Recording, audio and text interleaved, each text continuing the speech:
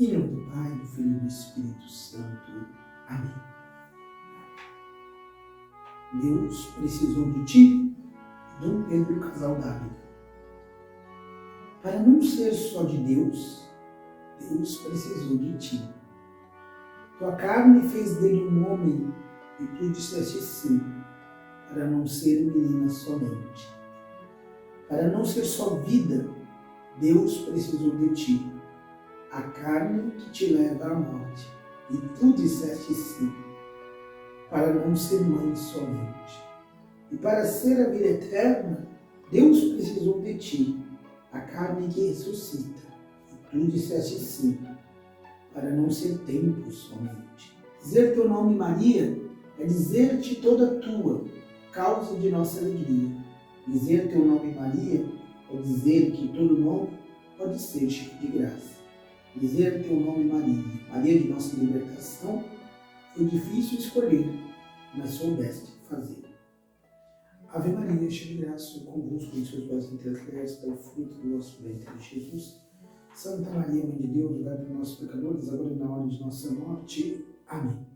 Vinde Espírito Santo, vinde primeira poderosa intercessão, no Imaculado Coração de Maria, vossa amadíssima esposa. Vinde Espírito Santo, vinde primeira poderosa intercessão, no Imaculado Coração de Maria, vossa amadíssima esposa. Vinde Espírito Santo, vinde primeira poderosa intercessão, no Imaculado Coração de Maria, vossa amadíssima esposa.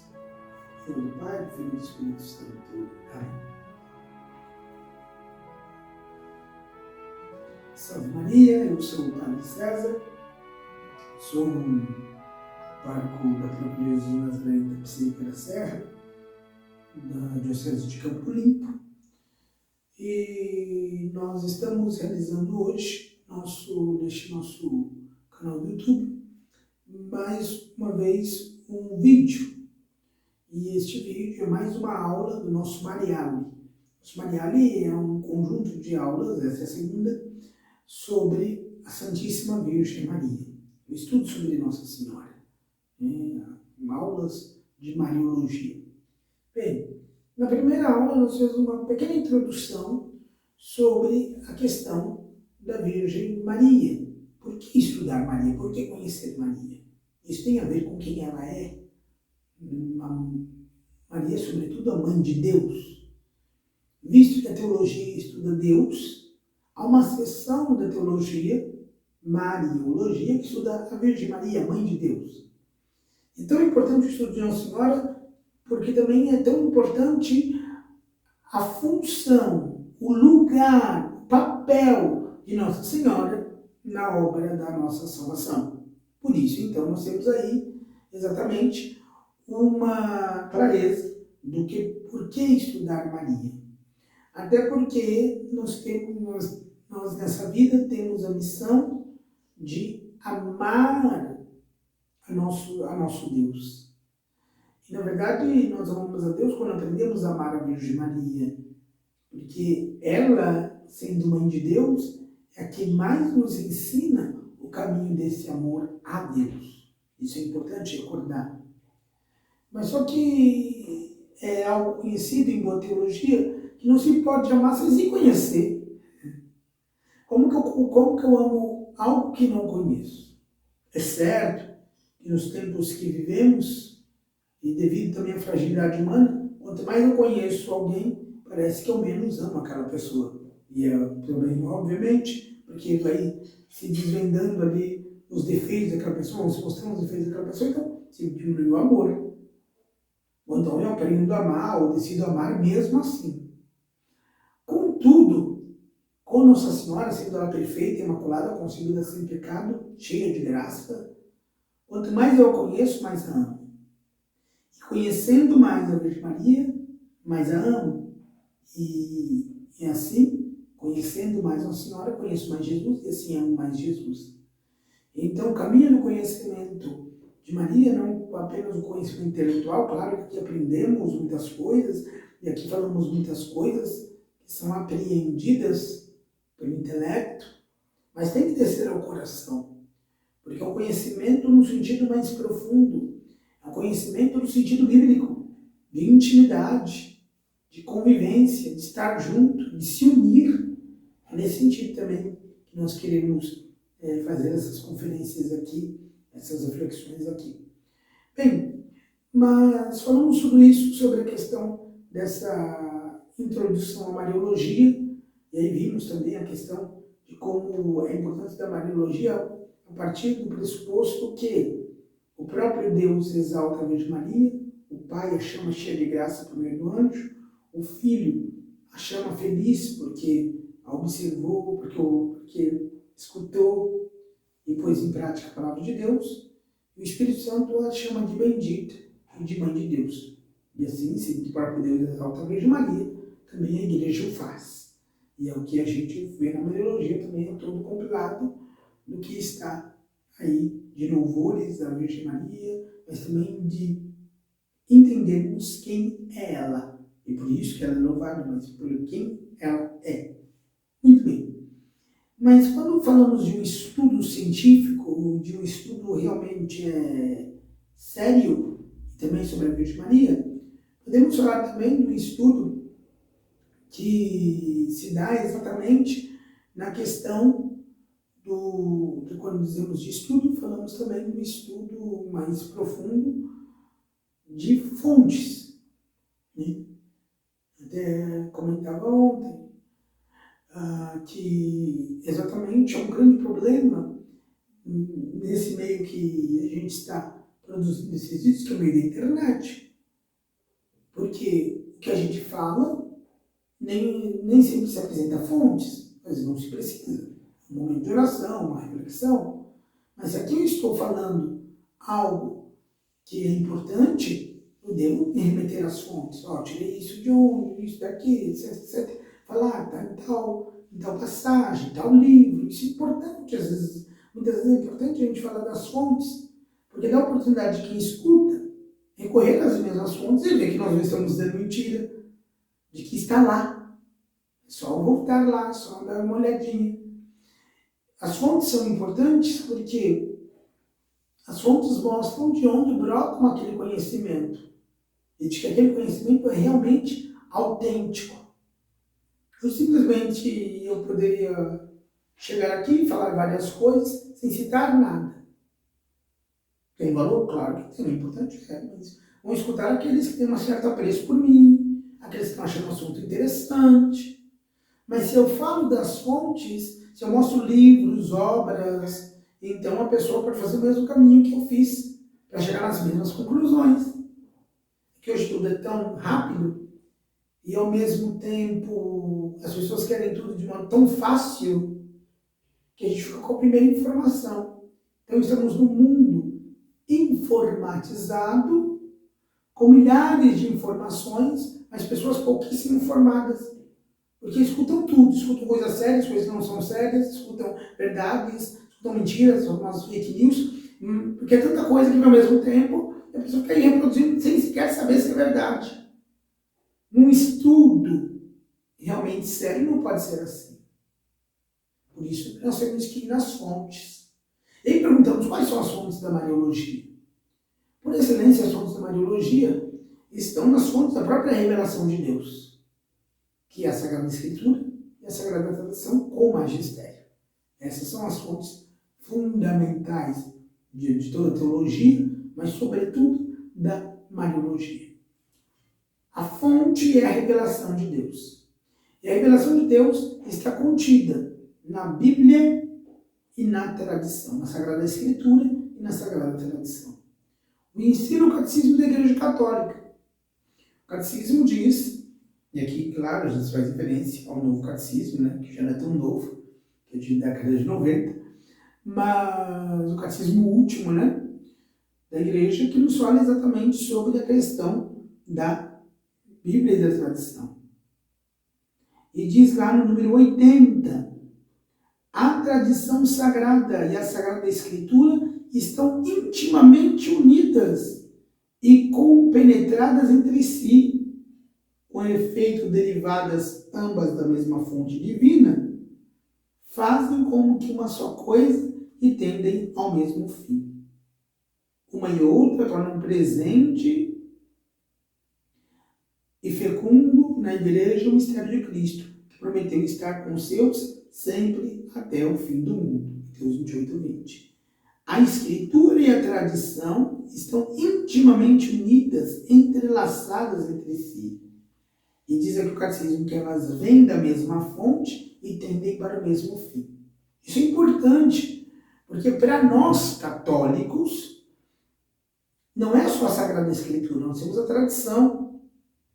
E se analisamos de um modo bastante profundo, descobrimos que a Escritura é fruto da tradição. Por isso que São Paulo fala a Timóteo que de mim ouviste, transmiti a outro da tradição, para que esses transmitam ainda a outros. Isso é importante, porque mesmo no Novo Testamento, não foi que Jesus ia vivendo e alguém ia registrando, escrevendo cada passo de Jesus. Não foi assim no Novo Testamento, nem no Antigo. Nada na Bíblia foi escrito assim. As pessoas viviam e tinha alguém ali como um repórter, como um jornalista registrando. Não. Primeiro as pessoas viviam, faziam experiência para depois, pelo Espírito Santo, os autores sagrados vão registrar aquilo de um modo sagrado. Isso é a Sagrada Escritura. Um registro, assim como, de fato, de alguém lá que faz parte da religião espírita e ali recebe a entidade e vai escrevendo tudo numa hora só, num momento só. Não é psicografia. Não foi assim que foram escritos os livros sagrados. Desse Espírito Santo sua vida, num momento só. Não. Primeiro houve uma experiência. A tradição precede a escritura. Primeiro se vive, depois se escreve. Nem é concomitante, nem é que está se vivendo depois se escrevendo. Não é que se vive já logo ali, imediatamente se escreve. Não. Primeiro se vive, depois se escreve, depois se registra aquilo que foi vivido, aquilo que foi experimentado. Isso é importante quando a gente fala da Sagrada Escritura, quando fala também da tradição. Né? Então, na verdade, nós temos aí duas fontes que fazem parte da mesma fonte, que é a revelação, que é a palavra de Deus. A palavra de Deus está tanto na Escritura quanto na tradição. Para nós está no mesmo pé de igualdade. Diz o Catecismo da Igreja Católica que a tradição e a Escritura estão no mesmo pé de igualdade. Até porque, de verdade, primeiro os apóstolos pregaram, depois escreveram. Primeiro eles transmitiram. As pessoas sabiam de viva voz, para depois tudo aquilo ser registrado por Mateus, Marcos, Lucas e João, e depois também as cartas dos apóstolos e o Apocalipse. Então aqui nós temos exatamente como um modo como a Escritura foi formada. Primeiro vivenciada, depois escrita. E assim, a Mariologia bebe nessas três fontes. Poderemos falar mais adiante, falaremos da tradição, né, do que consiste a tradição. Mas hoje apontamos mais a questão da Bíblia, da Sagrada Escritura. A Sagrada Escritura nos fala também de Nossa Senhora. É importante a gente observar algo que os padres da Igreja, os primeiros teólogos do cristianismo, apontavam com clareza. Que a Bíblia fala inteira de Cristo. Tudo na Bíblia fala de Cristo. Mesmo o Antigo Testamento aponta para Jesus. Fala da revelação que é o próprio Jesus. Tudo é preparação para Jesus. No Novo Testamento, Cristo está de modo explícito. E no Antigo Testamento, está se falando de Cristo de modo implícito, apontando para Ele. Mas é dele, as imagens, as profecias, as prefigurações, tudo aponta para Jesus. Na Bíblia, é o próprio Cristo que se revela. Muito bem, é a palavra, e a palavra é Cristo. E se nós falarmos que a Bíblia fala de Cristo, então a Bíblia também fala de Maria. Porque entre Maria e Jesus Cristo, em termos de Maria e Jesus Cristo, existe uma conexão inseparável entre a mãe e o filho. Então, nós vamos observar, vamos ter vários programas sobre isso, falando da Virgem Maria no Antigo Testamento.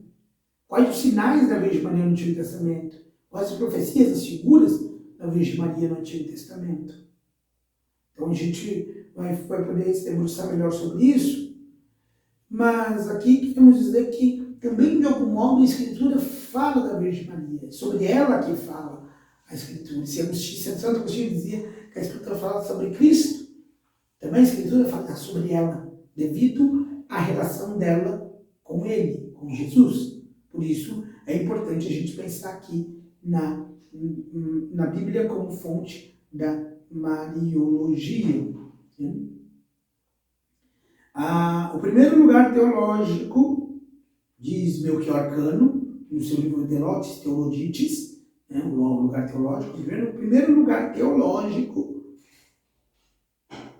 da Mariologia é a autoridade da Sagrada Escritura, contida nos livros canônicos. Toda teologia tem um lugar, como seu lugar, primeiro lugar, a Sagrada Escritura. E a Mariologia também. O Cardeal Caetano diz: a sólida teologia se funda sobre a Sagrada Escritura. Então, a gente pode dizer que também uma sólida Mariologia só pode se fundamentar sobre a Sagrada Escritura. E isso é importante a gente lembrar quando fala aqui da Mariologia. Então, aqui tem algumas passagens dos padres da Igreja, Por exemplo, Santo André de Creta: de ti, ó Maria, cantam todos os intérpretes do Espírito. Então, ou seja, todos aqueles que escreveram, guiados pelo Espírito Santo, a palavra de Deus, a Bíblia, de verdade, falavam sobre ela. O Pseudo Bernardo, outro padre, diz: sobre ela e por ela e para ela é toda a Escritura. São Ildefonso, arcebispo de Toledo: o Espírito Santo falou dela pela boca dos profetas e a intimou com oráculos, completou seu retrato com figuras, a prometeu com as coisas que a precederam e a completou com as coisas que se seguiam. Todos os pontos antes e depois falam dela. E São Vicente Ferrer: a Virgem Maria está misticamente contida, direto ou indiretamente, em todos os livros da Escritura, em todos os cânticos, em cada um dos versículos. São Vicente Ferrer, Então depois a gente vai ver em que ponto isso, e quais imagens principais, mas agora a ideia clara é, de fato, apresentar que existe uma relação,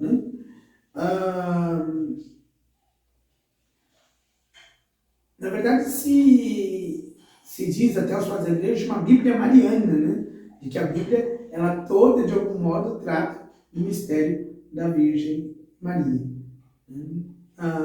Por exemplo, Santo Alberto Magno, ele pega várias partes da Sagrada Escritura e vai fazendo quase que linha a linha relações com a Virgem Maria, vai mostrando de fato a Virgem Maria na Sagrada Escritura. E assim outros autores também. Mas as passagens marianas sobre a Virgem Maria. Bem, vamos falar de passagens diretas sobre ela. Porque depois vamos falar dela no Antigo Testamento, vamos ver que há várias figuras, profecias, um tanto de coisas que falam exatamente sobre a Virgem Maria. As passagens sobre Nossa Senhora, nós temos primeiro a chamada proto-evangélica de Gênesis 3,15, onde Deus fala, porém ódio entre ti, a mulher, entre a tua descendência e a dela, essa te esmagar a cabeça e tu lhe ferirás ao calcanhar. No primeiro livro da Bíblia, há uma citação falando sobre a mulher. E aqui é claro que não é Eva, porque Eva acabou de cair no pecado, é só de uma mulher que vencerá por meio de sua descendência o mal. Então, a primeira página da Sagrada Escritura, o primeiro livro da Sagrada Escritura, se refere a Nossa Senhora. Porque já se refere a Jesus, a promessa do Messias, do Salvador prometido. O Salvador é a mãe do Salvador, aquela que daria a luz do Salvador. Porém, ódio entre ti e a mulher, entre a tua descendência dela. A descendência da mulher é o próprio Jesus. E claro, nós, ligados a Cristo como igreja, como filhos. Isso é Gênesis 3,15, proto-evangelho. Mas também nós temos uma outra passagem bastante interessante, Isaías 7,14, que fala que uma virgem conceberá e dará luz a um filho que se chamará Emanuel, que significa Deus conosco.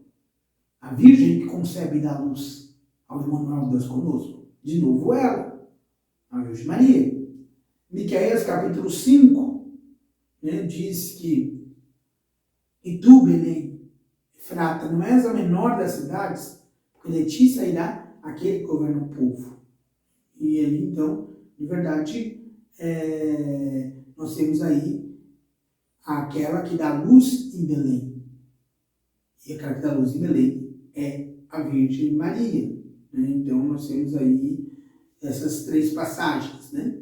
Mas aí poderíamos falar de todas coisas indiretas, né? Como passagem de Provérbios, que fala da sabedoria, Provérbios, Eclesiástico, que fala da sabedoria, ou então a esposa do Cântico dos Cânticos. Mas teremos tempo para ver isso daí com mais tranquilidade, para ver as passagens que falam dela, como a Arca da Aliança no Antigo Testamento, o Velo de Gideão, como diz. Essas passagens que todos já conhecemos quando rezamos no ofício de Nossa Senhora.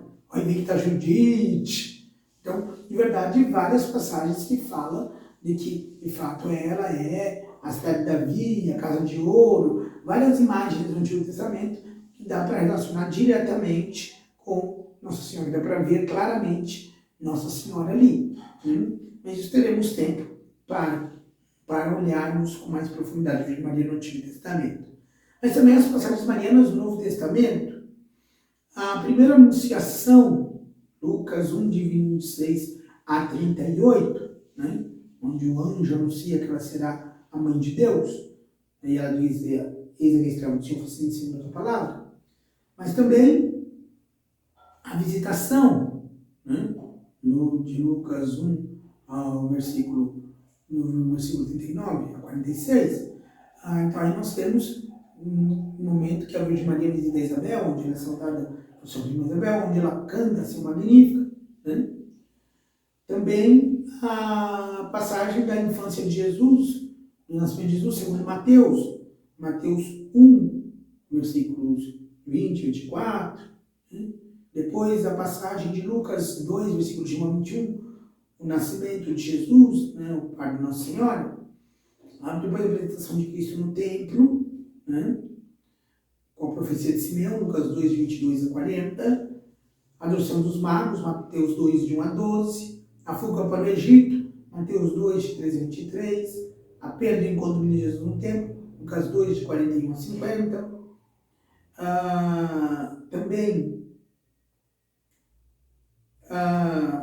as bodas de Caná, João 2, de 1 a 11.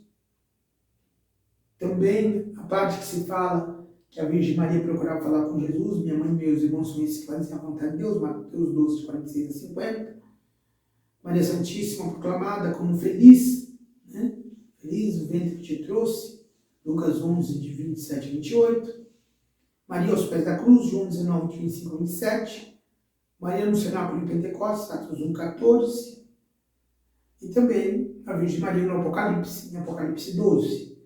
Então, aí nós temos várias passagens que falam sobre a Virgem Maria. E ainda aqui, também é que se acrescentar Gálatas, né? Gálatas diz, né? Em Gálatas fala-se claramente, na plenitude dos tempos, Deus enviou, Gálatas capítulo 4, plenitude dos tempos, Deus enviou seu Filho, nascido de uma mulher, nascido perante a lei, submetido à lei, nascido de uma mulher. Né? De novo aí, né? A questão da mulher, e a mulher que é a Virgem Maria. Né? Então, nós temos aí diversos trechos que mostram a presença da Virgem Maria na Sagrada Escritura. Aqui é importante falar uma coisa que a Nossa Senhora não aparece tantas vezes na Sagrada Escritura, no Novo Testamento, não aparece diretamente. Mas isso é importante dizer claro, né? Porque é óbvio que é Jesus que deve aparecer. As referências à Nossa Senhora, as referências diretas que falamos, estão todas ligadas a Cristo, para que Cristo apareça, para que Cristo, de fato, mostre-se aí.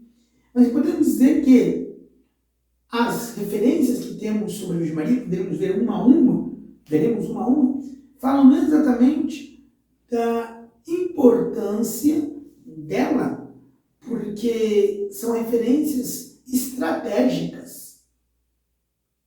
Se pegamos, por exemplo, o Evangelho de João, Evangelho de São João, João capítulo 2, as bodas de Caná, é o início da vida pública de Jesus. Aí você depois também tem Maria aos pés da cruz, o fim da vida pública de Jesus. Maria aos pés da cruz é o ponto alto da nossa redenção, Jesus no Calvário, morrendo por nós na cruz. Ela está no início da vida pública, onde Jesus realiza seu primeiro sinal, e seus discípulos creram nele, como diz João capítulo 2, e ela está no final da vida pública de Jesus. Ela está ali como baliza, né?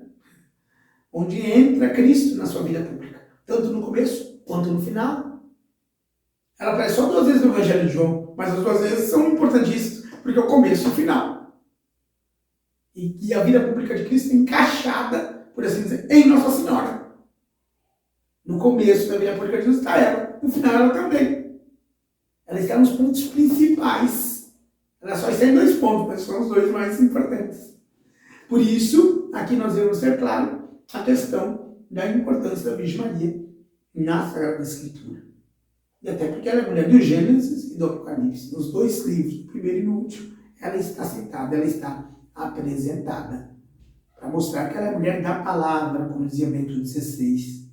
Porque ela disse sim à palavra, que é Cristo. Por isso a palavra se fez carne nela e habitou entre nós. Ela que escuta a palavra e nos ensina a escutar a palavra. Santo Ambrósio diz que mãe segundo a carne só ela pode ser, e para todo sempre só será ela. Mãe de Jesus segundo a carne. Mas mãe segundo o Espírito todos nós podemos ser. Se acolhemos a palavra do jeito que ela acolheu.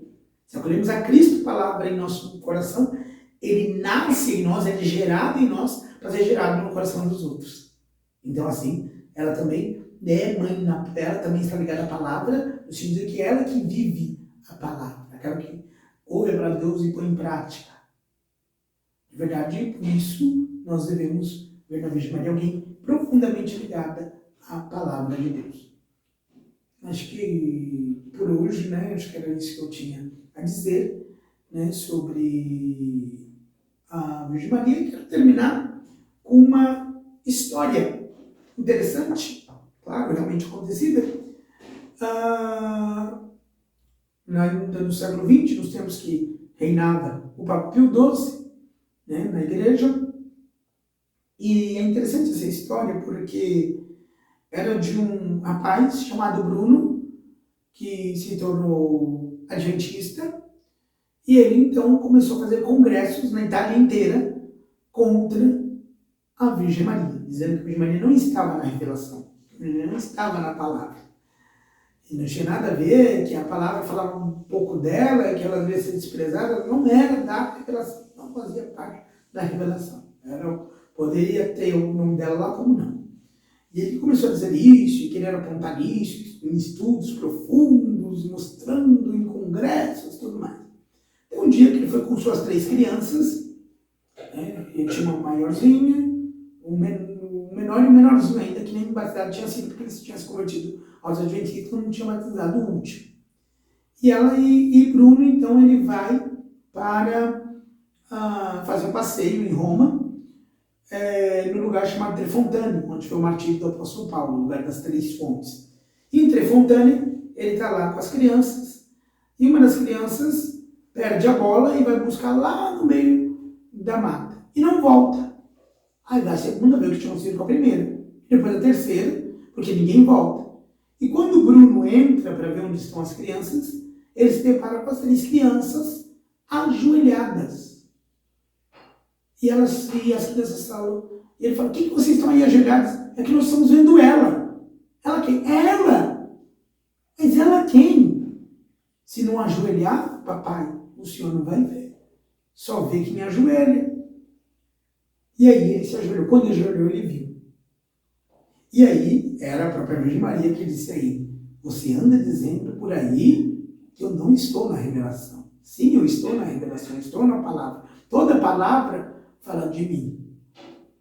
E aí ela falou algumas coisas que aconteceram com ele, e ele deveria procurar o padre para batizar seu filho mais novo, e queria ali uma fonte, uma igreja, ele deveria dizer a Pio XII, e ele levantou já era outro, né? Já acreditando né? Primeiro ele tinha pensado em alguma coisa demônio, mas quando ele ajoelhou, ele viu que era a própria Virgem Maria, e ele voltou à Igreja Católica, e depois fez saber ao Papa toda essa história, que mandou fazer ali a fonte e a igreja de Nossa Senhora, conhecida como Nossa Senhora da Revelação, para mostrar que de fato ela está presente na revelação, ela está com o livro, né, o livro da Palavra de Deus na mão, né, Nossa Senhora da Revelação, para mostrar de fato que ela está presente na Bíblia, na revelação. Essa é só a primeira parte, depois que nós vamos falar da Nossa Senhora presente na Sagrada Tradição.